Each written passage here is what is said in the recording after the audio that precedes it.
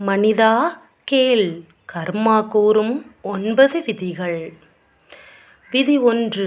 இந்த பிரபஞ்சத்தில் நாம் எதை செய்தாலும் அது நமக்கே திருப்பி வந்து சேரும். நல்லதாக இருந்தாலும் சரி, தீமையாக இருந்தாலும் சரி. வாழ்வில் எதுவும் அதுவாக நடப்பதில்லை.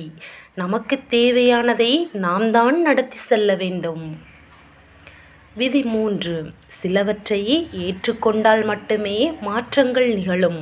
அதனால் துன்பங்களையும் ஏற்றுக்கொள்வோம். விதி 4. நம்மை நாம் மாற்றிக்கொள்ளும் போதுதான் நம் வாழ்க்கையும் அதை பின்பற்றியே மாறுகிறது. விதி 5. நம் வாழ்வில் நிகழும் நல்லவை கெட்டவைகளுக்கு நாம் தான் காரணம் என்பதை உணர வேண்டும். விதி 6. நேற்று, இன்று, நாளை இம்மூன்றும் எப்போதும் ஒன்றோடு ஒன்று தொடர்புடையதே. விதி 7.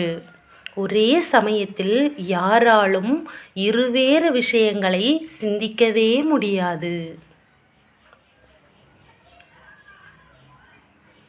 விதி 8. நம் நடத்தை என்பது நம் சிந்தனையையும் செயலையும் பிரதிபலிக்க வேண்டும்.